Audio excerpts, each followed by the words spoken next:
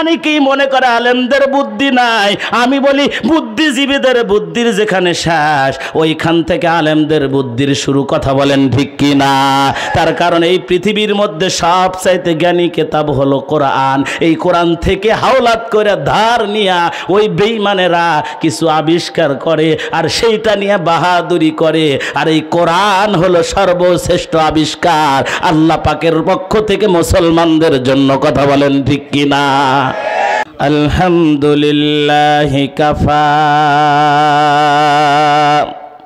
وسلام على عباده الذين اصطفى أما بعد فأعوذ بالله من الشيطان الرجيم بسم الله الرحمن الرحيم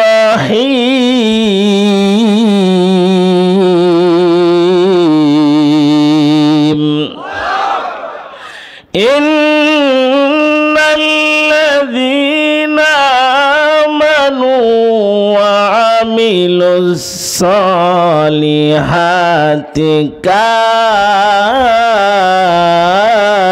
كانت لهم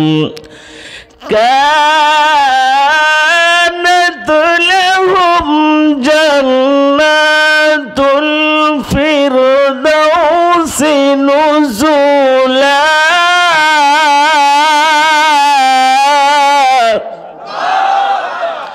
قال النبي صلى الله عليه وسلم عن أنس رضي الله تعالى أن النبي صلى الله عليه وسلم قال لا يؤمن أحدكم حتى أكون أحب إليه من والده وولده والناس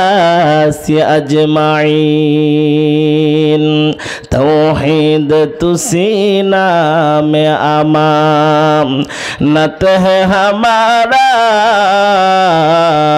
آسان نہیں میٹانا نام و نشان ہمارا آسان نہیں میٹانا نام و نشان ہمارا باطل سے بگنے والے ہیں ایسے نہیں ہم تو بار کر کہا تو انتہا ہمارا تو بار کر کہا تو انتہا ہمارا تمہارے دے مسلمان ہو تمہارے دے مسلمان تمہارے دے مسلمان ہو تمہارے دے مسلمان ایک ہاتھ میں تلوار ایک ہاتھ میں قرآن ایک ہاتھ میں تلوار ایک ہاتھ میں قرآن لا الہ الا اللہ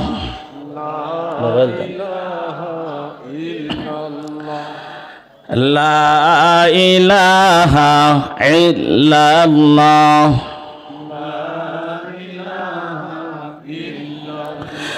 آتنا فی دار دنیا حسن آتنا فی دار عقبانا حسن غیاث المستغیثین اهدنا لافتخار بالعلوم والغنى ہر غریب کہ تو تیار ہے جو نہ مانگے اس سے تو بیزار ہے لا الہ الا اللہ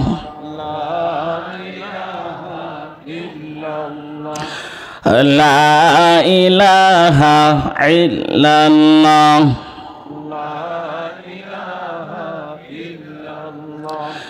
আসমানের মালিক যে আল্লাহ জমিনের মালিক সে আল্লাহ লা ইলাহা ইল্লাল্লাহ লা ইলাহা ইল্লাল্লাহু মুহাম্মাদুর রাসূলুল্লাহ। সকলে বলি সাল্লাল্লাহু আলাইহি ওয়াসাল্লাম। তালশো আল জামিয়া হুসাইনিয়া মদিনাতুল উলুম হাফিজা কওমিয়া ও নুরানি বাংলা বিভাগের উদ্যোগে 18তম তাফসিরুল কোরআন মাহফিলের 2 দিনব্যাপী প্রথম দিন প্রধান অতিথি জনাব মাওলানা মোহাম্মদ আব্দুল হাকিম, সহকারী সেক্রেটারি বাংলাদেশ জামাত ইসলামী, নাটোর জেলা ও সাবেক ভাইস চেয়ারম্যান বড়াইগ্রাম উপজেলা পরিষদ। আল্লাহ পাক রব্বুল আলামিন আজকের প্রধান অতিথির হায়াতের মধ্যে বারাকা দান করুক, সকল বলে আমিন। আলহাজ মোহাম্মদ আব্দুল আজিজ, সভাপতি গুরুদাসপুর উপজেলা বিএনপি ও সাবেক চেয়ারম্যান গুরুদাসপুর উপজেলা পরিষদ। আল্লাহ পাক রব্বুল আলামিন ওনারকেও হায়াতের মধ্যে বারাকা দান করুক, সকলে বলে আমিন। সম্মানিত সভাপতি সাহেব আলহাজ মোহাম্মদ আব্দুস সাত্তার মাস্টার, তালশো বড়াইগ্রাম নাটোর, ইনি তো মনে হয় না? আল্লাহ পাক রব্বুল আলামিন আজকের সভাপতি সাহেবের হায়াতের মধ্যে বারাকা দান করুক, সকলে বলে আমিন। আমন্ত্রিত ওলামায়ে কেরাম, ফুজালাহে এহজাম, আমার সামনে উপবৃষ্টিত শ্রদ্ধাভাজন মুরব্বিয়ানে কেরাম, যুবক বন্ধুগণ, চেনহের ছোট ভাইয়েরা, পর্দার অন্তরালে অবলা সরলা, দোয়ার খনি মাথার মুকুট আম্মা জানেরা, সর্বপ্রথম সেই মহান রব্বুল আলামিনের দরবারে শুকুর আদায় করছি যে আল্লাহ তাবারক তাআলা আমাদেরকে একটি জান্নাতি পরিবেশে বসার সুযোগ করে দিলেন। এজন্য আমরা খুশি না বেজার? সবাই খুশি? খুশি হলে কাকে খুশি করতে হবে? আল্লাহকে খুশি করার জন্য বলছে আলহামদুলিল্লাহ। খুশির সংবাদ আসতে হয় না, জোরে হয়। এসএসসিতে যদি নাতি গোল্ডেন প্লাস পায়, দাদা শোনা মাত্র লাভ দিয়ে খারাপ হয়, কথা খানাকে হয় কি না? আর এই জান্নাতের বাগানের মধ্যে বসতে পেরে আমরা খুশি কম না বেশি? এই শক্তিটা দিয়েছেন কে? এই জবানটা দিয়েছেন কে? আল্লাহর দেওয়া শক্তি দিয়ে, আল্লাহর দেওয়া জবান দিয়ে আল্লাহর আরশে আজিম পর্যন্ত পৌঁছে দেওয়ার জন্য পুরুষিত কণ্ঠে আরেকবার বলছে আলহামদুলিল্লাহ।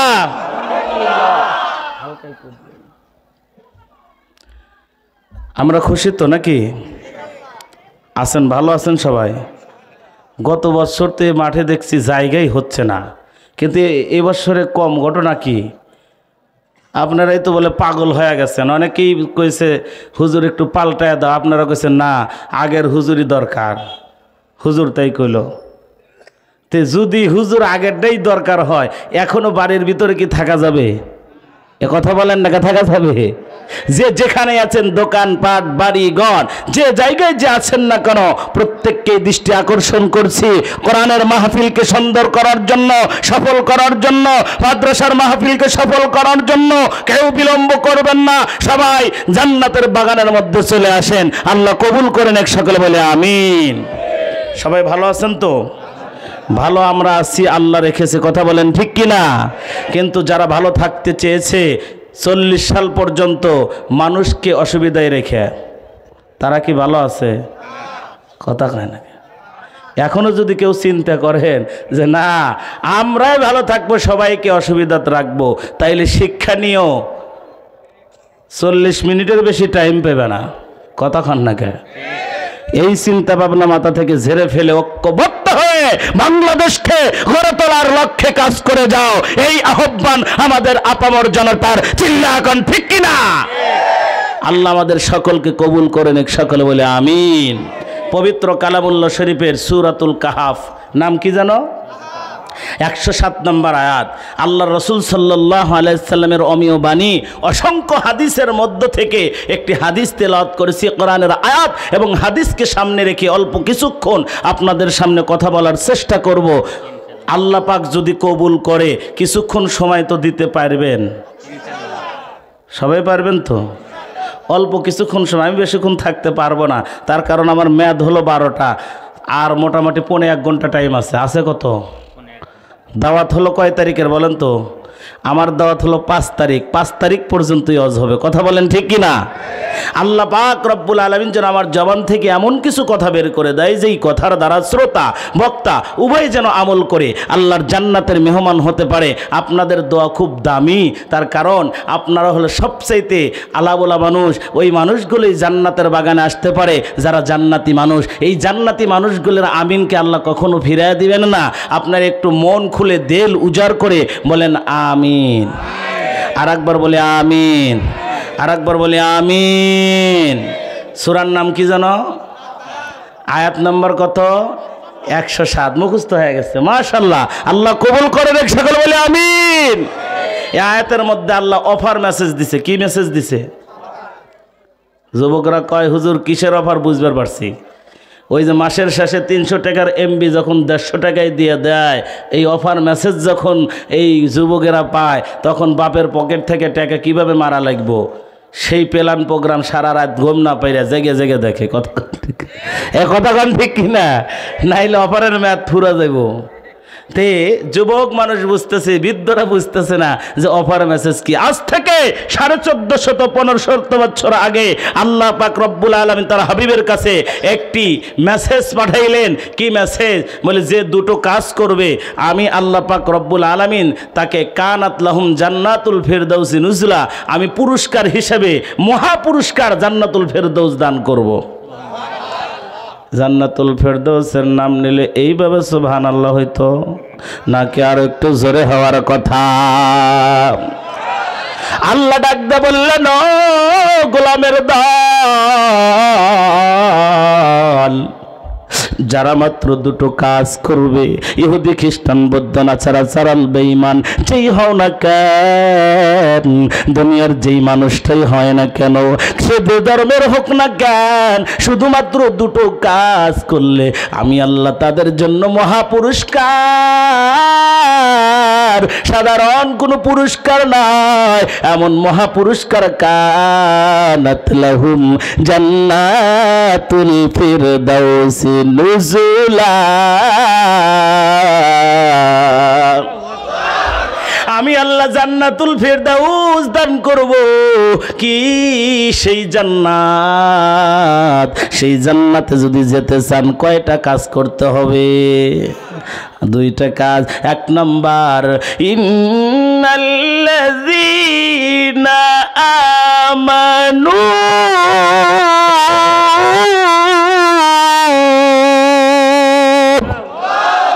এক নম্বর ইমান আনয়ন করতে হবে। ইমান, ইমান এত বড় দৌলত, ইমান না আনলে তার কোনো বন্দেগী আল্লাহ কবুল করবেন না। ইহুদি খ্রিস্টান বৌদ্ধ নাচারা চারাল বেঈমানের দল দুনিয়ার সব ভালো কাজ করলেও তাদের ভালো কাজের কোনো মূল্যায়ন হবে না, তাদের ভালো কাজের কোনো প্রতিদান দেওয়া হবে না। কারণটা কি? কারণটা কি? বলে এক নম্বর কারণ ইমান আনে নাই। চিল্লা গান ঠিক কিনা?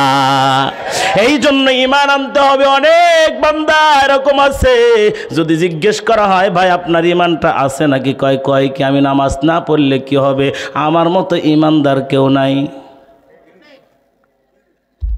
শরীরের মধ্যে শিকল দিয়া ভরা, গোসল দেয় না 1.5 মাস ধরে, আছে না নাই? 1.5 মাস গোসল দেয় না। ওরে যদি জিজ্ঞাস করেন ভাই তুই বেঈমান না ইমানদার, ও কি কইব? আমি খাঁটি ইমানদার, আমি আল্লাহর পাগল। কথা ঠিক কিনা? কিন্তু না না না, ইমানদার কারে বলা হয়? ইমান কেমনে আনতে হয়? ইমান কেমনে এনেছেন সাহাবায়ে কেরাম? হযরত বেলাল কেমনি ঈমান আনছেন, হযরতে ওমর কেমনি ঈমান আনছেন, হযরতে শুআইব কেমনি ঈমান আনছেন, কিভাবে তারা ঈমান আনছেন। ঈমান আনার পর আল্লাহ ঈমানের পরীক্ষা নিয়েছেন। ঈমানের যে পরীক্ষা নেবেন সেই কথা কোরআনের মধ্যে আছে না নাই? সূরার নাম হলো আনকাবুত। সূরার নাম কি? 2 নম্বর আয়াত আল্লাহ বলতেছেন আহাসিবান নাসু আইয়ুতরাকু আইয়াকুলু আমান্না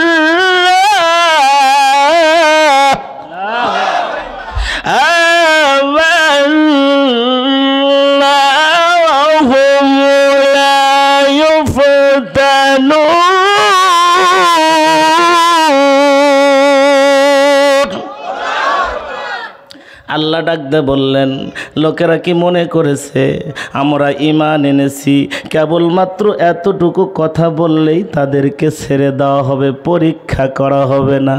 কে বলতেছেন? পরবর্তী আয়াতে আল্লাহ বলেন, ওয়ালাকাদ ফাতান্নাল্লাযীনা মিন ক্বাবলিহিম ফালইয়ালামান্নাল্লাহুল্লাযীনা সাদাকু ওয়া লা ইয়ালামান্নাল কাযিবিন।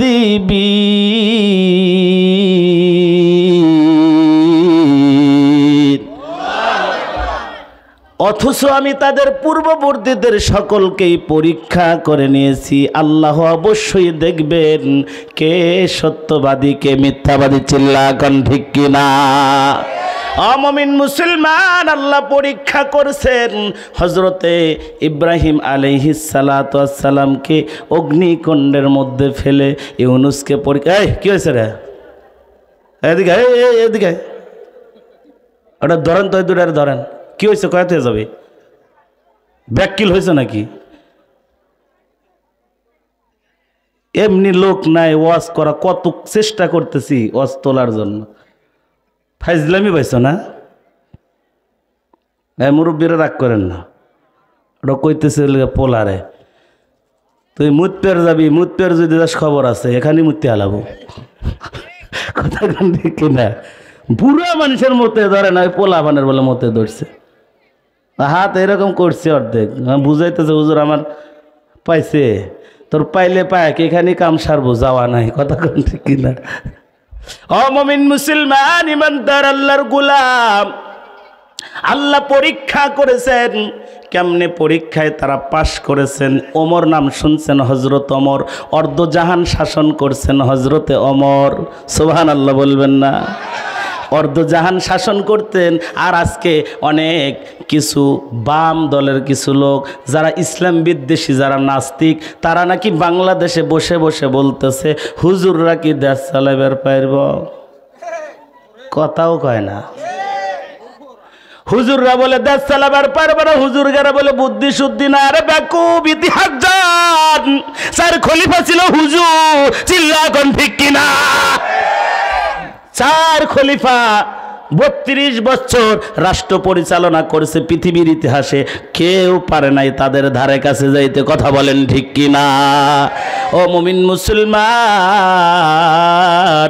1200 বছর উপমহাদেশ শাসন করেছে হুজুরেরা। কথা বলেন ঠিক কিনা? আর তোমরা বলো হুজুররা পারে কি না পারে? হুজুরদের বুদ্ধি আছে না নাই?